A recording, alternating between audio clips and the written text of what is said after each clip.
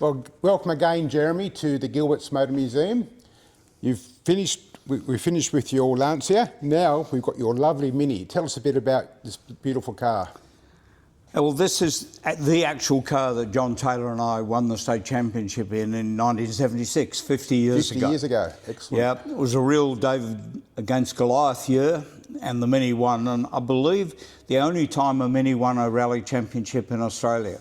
Really? Okay. Yep. And what sort of cars were competing against you that year?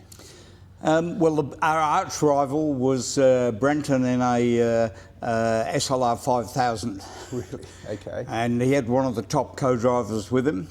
But there was also Datsun 1600s, 180Bs, Gallants, trying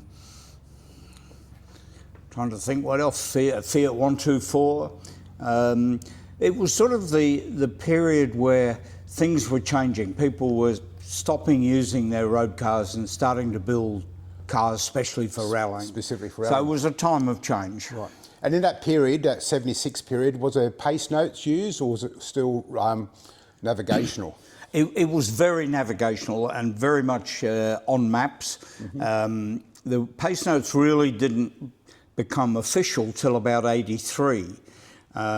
Some of us knew some of the roads, and right. I actually dabbled with pace notes a bit in the early 70s, but you really didn't have time to use them. What did make a big difference was that almost all the events ran on the map, which was 1 to 250 thou. Right, yep. So that was quite a small scale, and the maps were fairly old. And then in the 1970s, the 50 thou series started to come out, which was 2 centimetres to a kilometre. Right. And so you got much more detail, and you could actually call the corners. So you'd put the official instructions on the 250 thou map, transfer it to the 50 thou map, and then you could actually call the corners to the driver. Right. There was that much detail in those So maps. we started doing that in the mid-70s. Right. And so what's changed since the mid-70s to the 2000s, for instance? What's the biggest differences that you've seen? The big change was that events were very navigational. In fact, the navigator was more important than the driver. Right. Now, I know I'm saying that as the co-driver, but just ask yourself what the Victoria Cross is made of. It's made of bronze, and the Navigators Award was the Bronze Star. Right, so okay. Yep. In the 70s, drivers started preparing cars for rally, and they got annoyed when the Navigators won the events. And so the shift was away from intense navigation and getting through bogs and getting through sand to how fast you could go. And so things started to change. In South Australia, we had the End Australia in 1977. And that was the first time we'd had closed roads. And the drivers loved it and said, wow, this is the future, is right. Special stage rallying. And obviously it's much safer and it's much better from the community point of view. Yes, yep. And so really by the early 80s, special stage rallying was the way.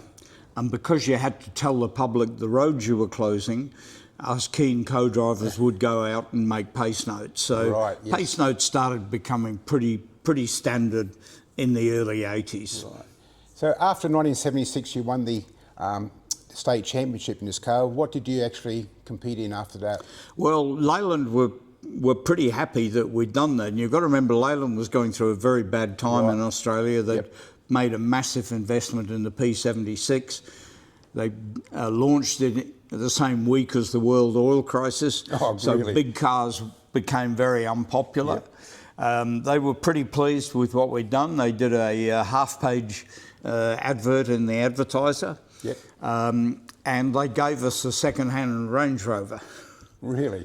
And John, myself and Rob Hunt, we ran that in the London-Sydney in 1977. Wow.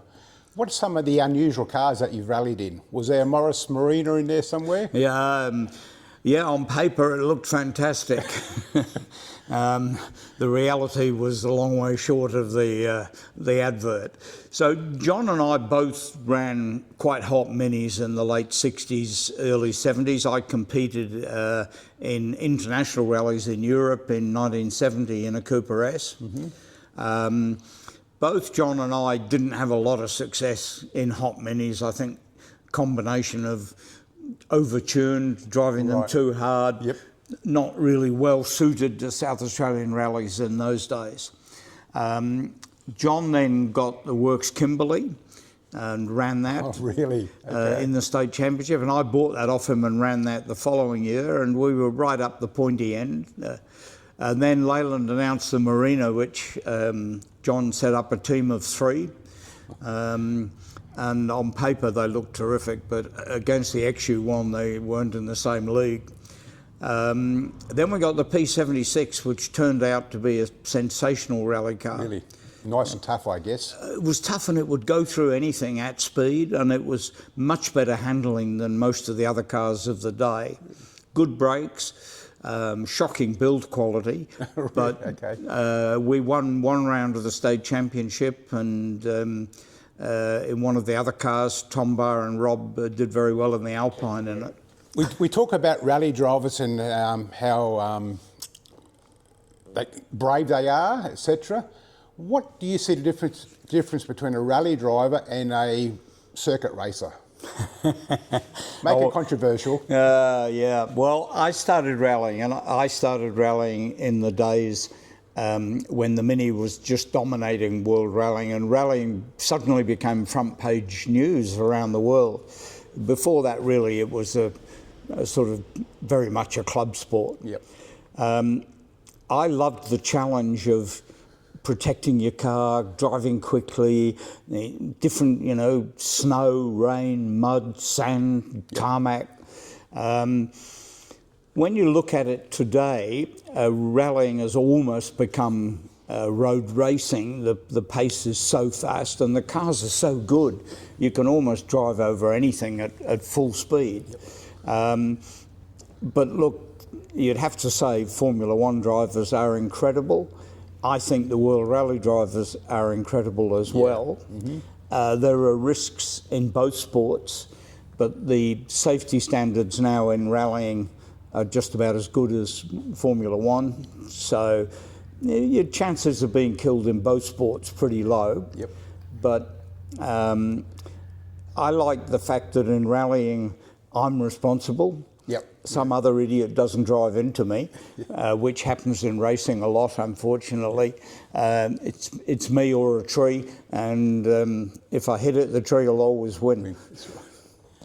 Jeremy, you not only have you navigated, co-driven, competed on the right-hand side of the rally car, what else have you done in rallying, especially here in South Australia or national level? Dave, I've always done all 3. I've always driven, co-driven and organised. Right. So right back in the late 60s, I was organising club events. I organised events for the Walkie Car Club in the 70s. Right, yep. Probably the really big step was in 1996. Dean Rainsford asked me if I'd set up and run the Classic Adelaide Rally. Right, okay. So I was director and clerk of course for the first 5 Classic Adelaide rallies. Out of that, CAMS then asked me if I'd be clerk of course at the Rally of Canberra, which was Asia Pacific. And then also they asked me to set up Rally South Australia, which became the Cooper's Pale Ale Rally of South Australia in 2001. So yeah, I was a clerk of course at international level, driver at international level and co-driver. Wow, it's fantastic. It's interesting to hear about your career, and it's good to see that not only have you competed, but you've put back into the sport as an administrator, etc. So that's really good news. Well, Dave, I was out at the weekend course checking the Rally of the Heartland, so yes, still involved. And got rained out, I believe. Got rained out on the Sunday, yes. Right. And then next week we're off to New South Wales for the Rally of Bathurst. Great. You're in team managing for that one, aren't you? Team manager and service crew, yeah. Right. Well, Jeremy, thank you so much again, not only for bringing your Lancia down a few months ago, but also now bringing this beautiful Mini. I like it because I'm higher than the Mini, but it's a beautiful car, rich in history in South Australian rallying. And Jeremy, we want to give you thanks for all you've contributed to rallying here, especially in South Australia. Thanks, Dave, and it's lovely to have another car at such a wonderful little museum.